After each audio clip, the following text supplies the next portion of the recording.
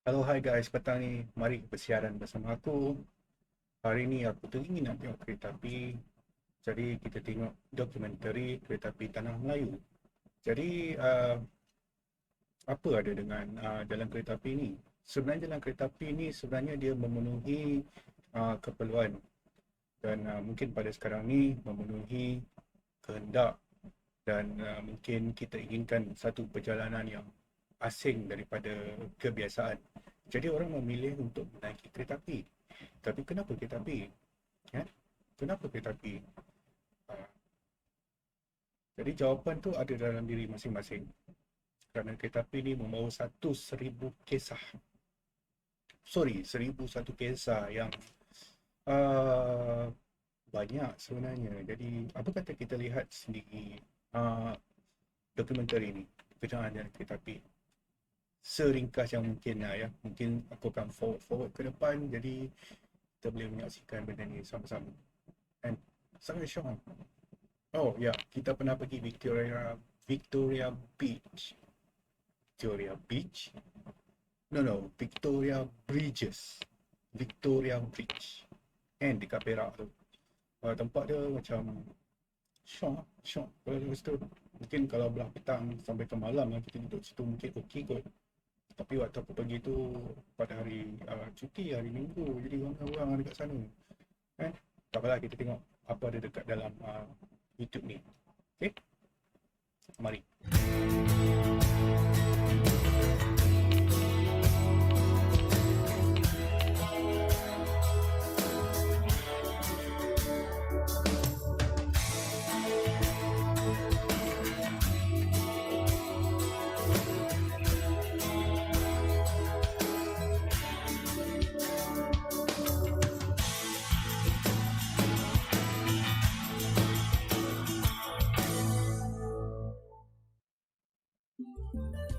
It all began with the discovery of tin in Larut, Perak in 1848. Tin mining was one of the biggest economic activities in the 1990s, so it did not come as a surprise that Taiping went on to become one of the busiest towns in the country.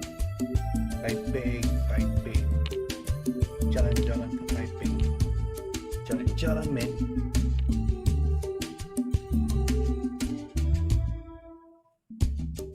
"37 years following the town's progression, a railway linking Taiping to Kuala Sepetang was built. The railway station was later renamed as Port Weld by Sir Hugh Low, the British resident of Perak. The story of the first railway begins in the year 1885 from Taiping to Port Weld. So, 1885, under the Baru control and administration of the acting resident of Perak, Sir Frank Swettenham, he moved to the idea, and then the railway was first built in Taiping, which was now situated near the KE School ground.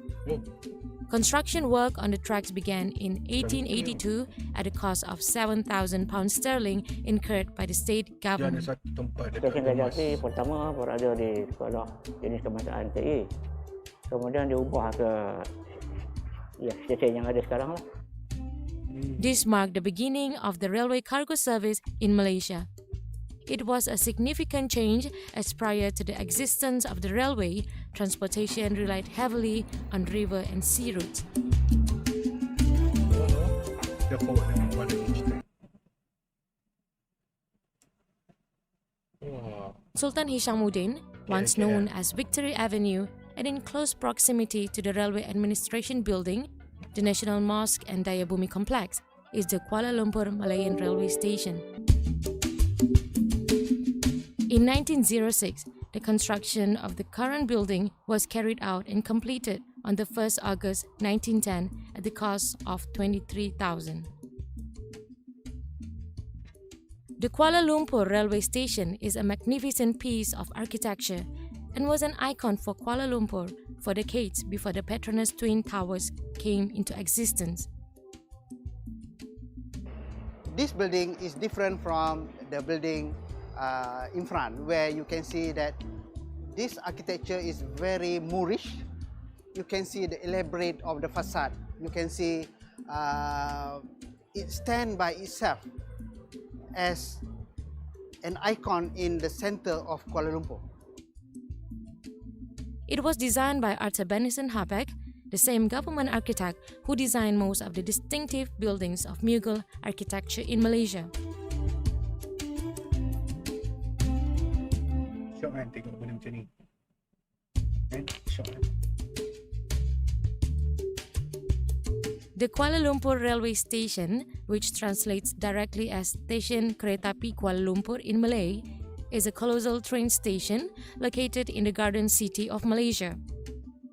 We are at the old railway station of Kuala Lumpur, and this is a very historic building for Malaysia because it is the most important railway point in the whole of the peninsula of Malaysia. And in fact, right behind me here is the E&O Express, which goes all the way from Singapore, passing through Kuala Lumpur and on to the rest of the Malay Peninsula and all the way up to Bangkok. And this railway station is indeed a heritage building. It was built in 1909 and completed in 1911 by the British. And as you can see, it is a very, very old style of railway station with open air endings and very huge trusses. These are steel trusses from the British colonial period. In those days, they built things in a very, very strong and lasting way. And yet, on the outside of this building, it is inspired by Mughal architecture. Mughal architecture meaning the Northern Indian Islamic style, which under the British colonial administration was something that was a very popular kind of architectural style in Kuala Lumpur.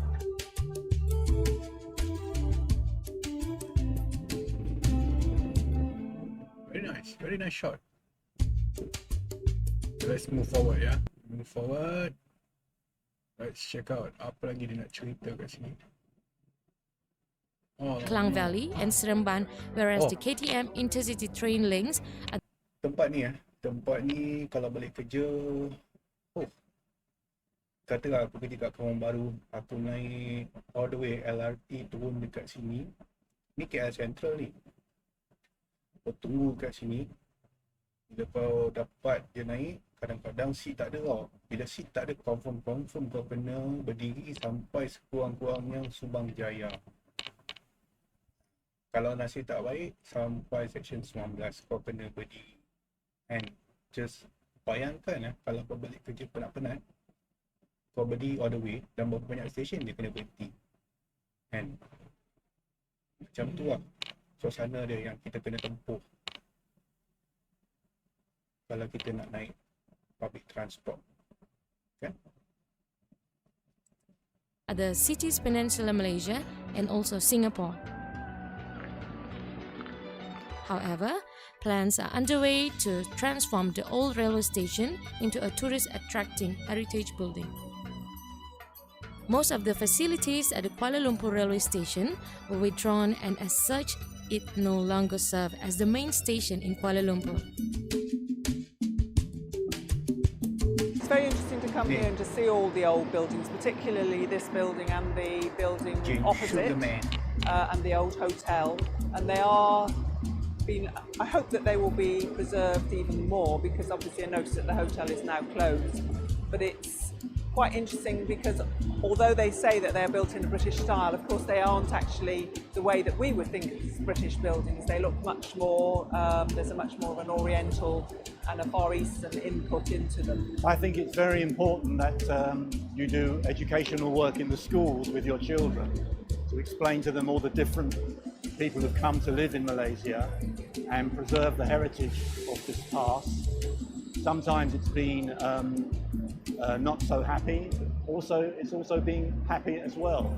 So the British built roads and architecture, which if you teach your children the history of Malaysia, you can be proud of the connection with Britain, and it's part of the heritage of the people of Malaysia, running courses in universities and colleges on this history.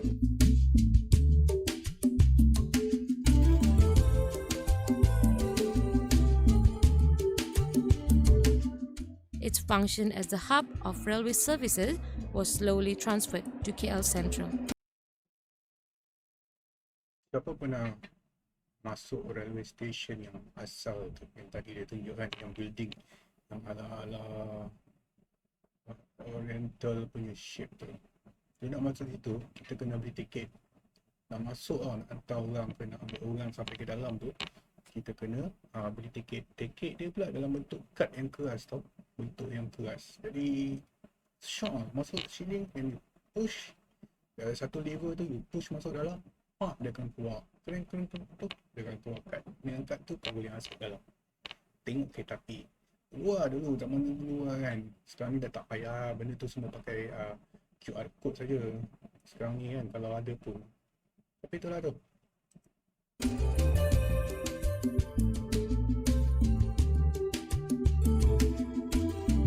However, none can surpass the significance of the old Kuala Lumpur railway station in being the first railway hub in Kuala Lumpur.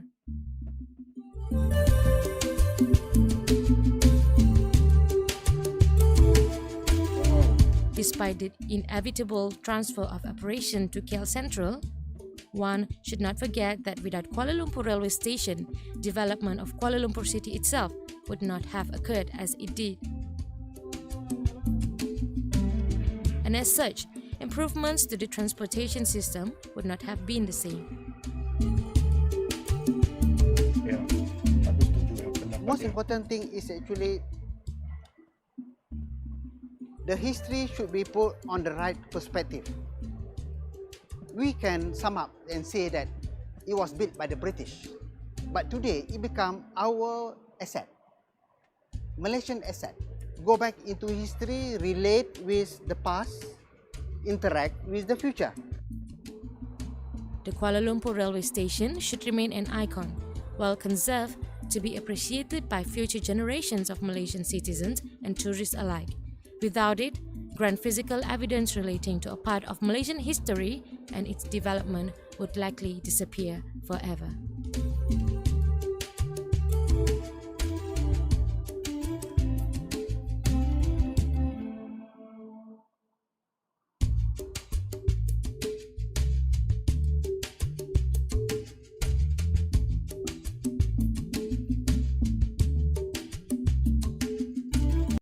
Okay kan geng? Nice kan dokumentari ni. Tak apalah, kita bagi kredit dekat siapa-siapa yang membuat benda ni, yang mencari maklumat dan yang buat presentation kepada kita.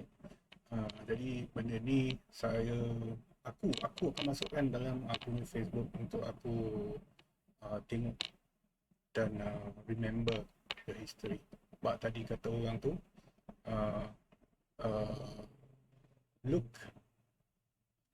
look behind on the history to interact with the future.